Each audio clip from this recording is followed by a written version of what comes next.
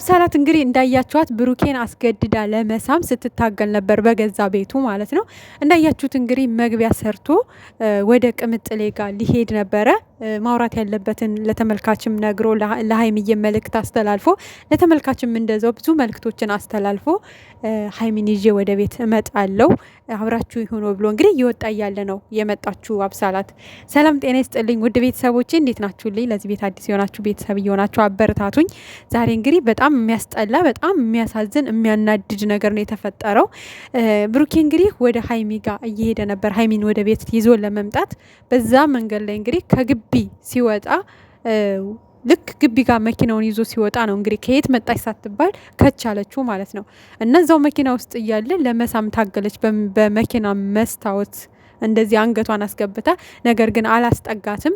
ዞር በይ ሲላት እሷ ቀጥ ብላ ወደ ግቢ ገባች። ከዛም ቀጥ ብላ ቤት ነው የገባችሁ ማለት ነው።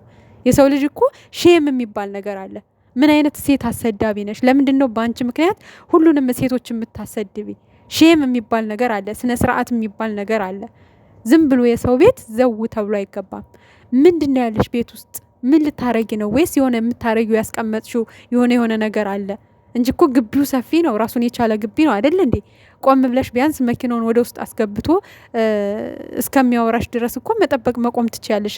አንቺ ልክ እንደ እናትሽ ጓዳ ዘው ብለሽ ነው ቤት ውስጥ የገባሽው።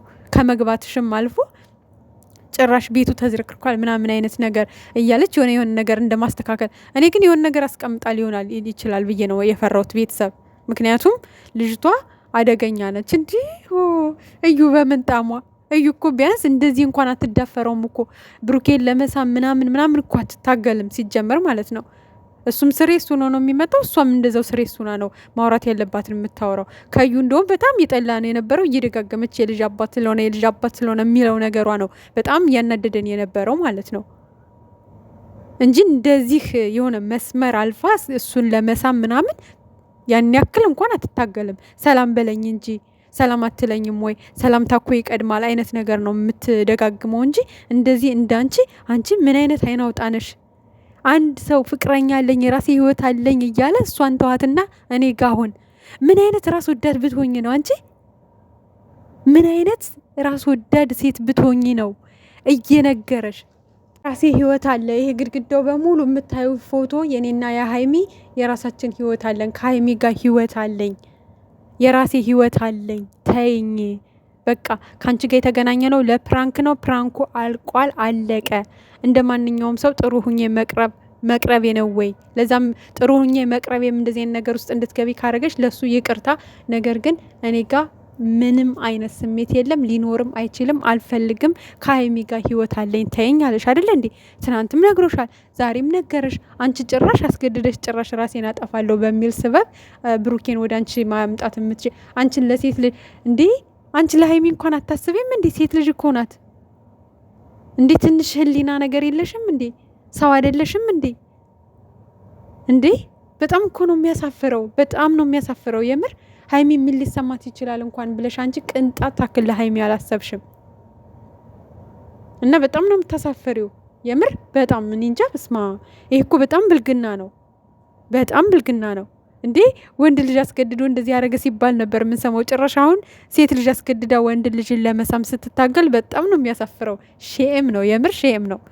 ርብስማ ይቀፋል ሁላ እንዴ። ክብርሽን ጠብቂ እንጂ። ሴት ልጅ እኮ ክብሯን ስትጠብቅ ነው ደስ የሚለው። ምንድነው እንደዚህ መዝረክረክ እንዴ? በወንድ ልጅ ያምራል እኮ ቢያንስ እንደዚህ አይነት ነገር። ሴት ልጅ ላይ በጣም ነው የሚያስጠላው ይሄ። ምን ነው ርካሽ ሆንሽ አንቺ? ምን ነው ራስሽን እንደዚህ ያረከሹ? ቤተሰብ የለሽም እንዴ? ለቤተሰብሽ ክብር እንኳን አትጨነቂም እንዴ? ለራስሽ ክብር ካልተጨነቅሽ እንዴ ያሳፍራል እኮ የምር። በስማም ለዞም ሰው ቤት ሂዶ ለዞም ትዳር ያለው የራሱ ህይወት ያለው ወንድ ልጅ አስገድዶ እንደዚህ ካልሳምኩ እስከምትገፈተሪ ድረስ ዘወር በይልኝ እስከምትሰደቢ ድረስ ማለት ነው። አይደብርሽም እንዴ? ለምንድን ነው በዚህ ልክ ራስሽን የምታስነቂው? ለምን ክብርሽን አትጠብቂም? ነውር እኮ ነው እንዴ። ቢያንስ ለቤተሰብሽ እንኳን አስቢ እንጂ።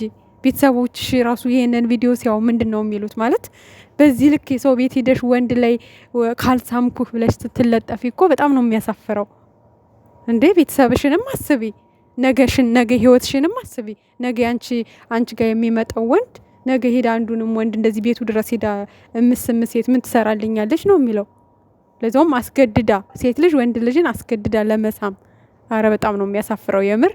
ለራስሽ ለነገሽ አስቢ። እንዳንደ ሴት ልጅ ልምከርሽ፣ ነገሽን አስቢ። ከብሩኬ ጋር የማይሆን ህይወት ውስጥ ገብተሽ ይሆናል አይደለ? ህይወት ያለው ልጅ ነው። ለራስሽ አስቢ፣ ነገሽን አስቢ። ከዛ ውጭ ግን ወይኔ ብሩኬ ቤት ቀይር፣ በቃ የምር ቤት ቀይር።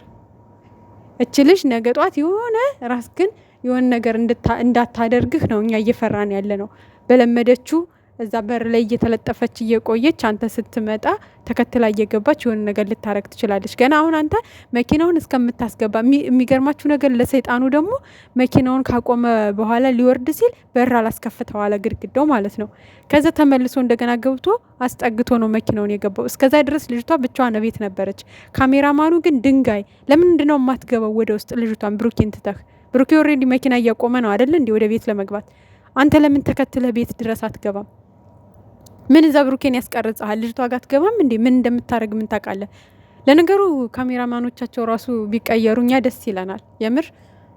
የሆነ ከቤተሰብ አንድ ሰው አስተምሮ ካሜራማንነት ከዛ በቃ የራስ ሰው ይሻላል። አንዳንዴ ቢከፋም ቢለማ መቼም ክፏችሁን አያደርግም። የራሳችሁ ሰው ክፏችሁን አይመኝም፣ የፈለገ ነገር ቢሆን ማለት ነው። ማን እንደራስና ዙሪያችሁን አጽኑ። አሁንም ቢሆን ዙሪያችሁን ተጠንቀቁ፣ ጓደኞቻችሁን አጽኑ። ምክንያቱም መረጃም እች ልጅ አሁን ብሩክ ቤት ይኑር አይኑር ማን መረጃ ነግሯት ነው የመጣችው የሚለው እሱ ራሱ አንድ ጥርጣሬ ነው። ለማንኛውም ቤት ብትቀይሩ ለጊዜው ጓደኞቻችሁንም ባታሳውቁ፣ ሁለታችሁ ብቻ የምታውቁት በቃ አለ አይደለ? ማንም ሰው አሁን ቤታችሁን ሳያቅ ዘወር ብላችሁ አካባቢያችሁን ቀይራችሁ ብትወጡ ጥሩ ነው ብዬ ነው የማስበው። ምክንያቱም አንዴ ቤታችሁ ታውቋል። ማንም እየመጣ እዚህ የእናንተን ህይወት መበጥበጥ የለበትም ብዬ ነው የማስበው። ልጅቷ እንደሆነ በቃ መምጣቴን አላቆምም መቼም አላቆምም ብላለች። ቀን በቀን እመጣለሁ፣ ከዛ ደግሞ ራሴን አጠፋለሁ፣ ከዚህ በኋላ አታገኘኝም ምናምን እያለች ስታስፈራራ ነበር። ይሄ ልጅ እንግዲህ ሀይሚ ትጎዳለች እንኳን ብላ አላሰበችም። አንቺማ በደንብ ልታስታርቂ ነው እንዲህ መጣሽው። ሲጀመር እኮ ከመጀመሪያው እኛ አላማረችንም።